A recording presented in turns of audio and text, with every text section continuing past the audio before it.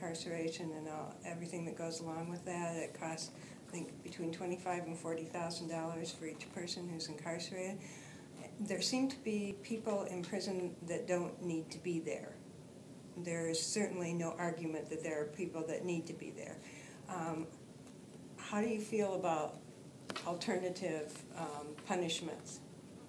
Alternative punishments like probation, drug counseling, things of that nature? Or just any? There's any number of choices out there. Yeah, I think alternative punishments, each case is unique, and that's something that I've learned by seeing how the criminal justice system works. Every case is unique, every case is different. Every defendant is different, every victim is different. And you do your best as a prosecutor, judges do their best as judges to try to give the person who did the wrong the right type of punishment, and they try to balance deterrence, they try to balance punishment, they try to balance rehabilitation.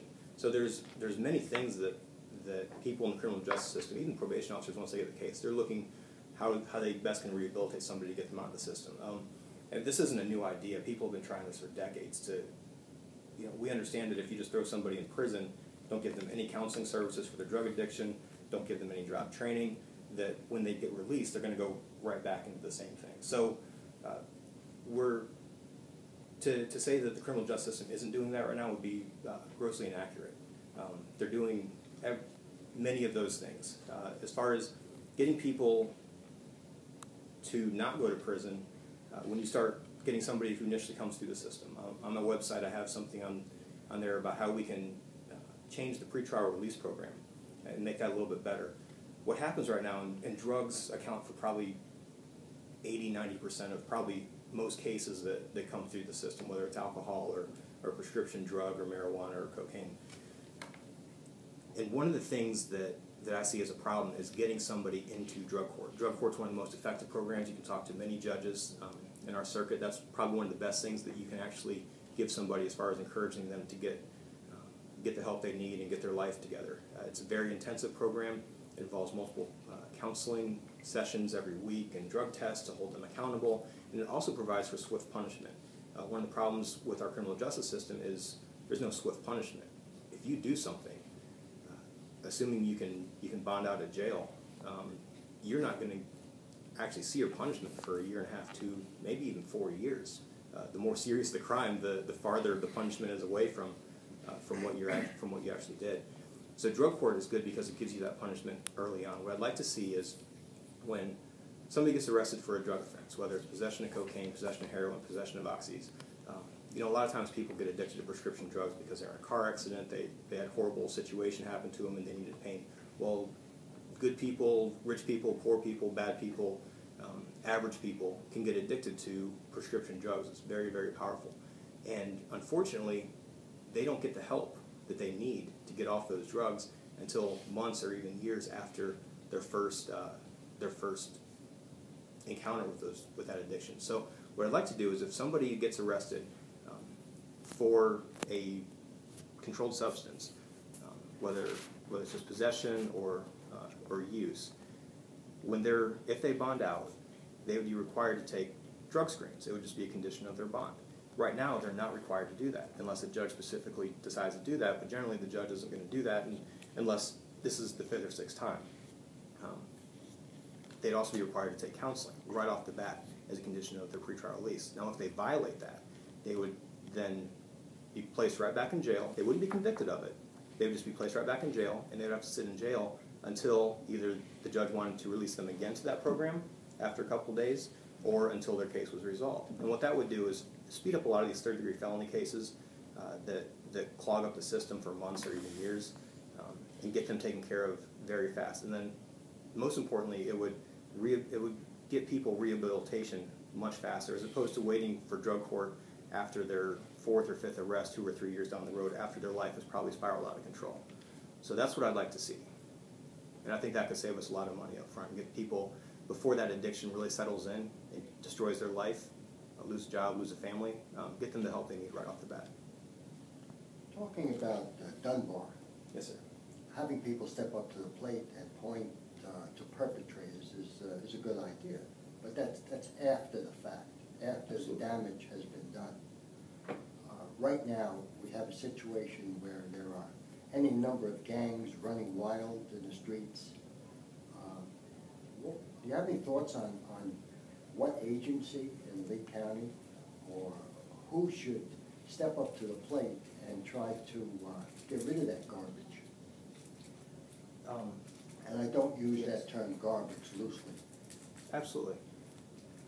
First of all, that statute that I mentioned, what that would do, criminals know criminal code better than many first, second, third year prosecutors. It's unbelievable the stuff you learn once you're finally in the system. I didn't grow up around criminals. I didn't really even know what a prosecutor did outside of like watching a TV show here or there.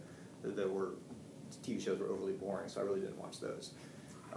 It's eye-opening when I'm doing a trial, sale of cocaine, all kinds of violent cases, all kinds of trials, having suppression hearings. You turn around in the courtroom, the people that you can recognize because you've prosecuted those people for those same crimes.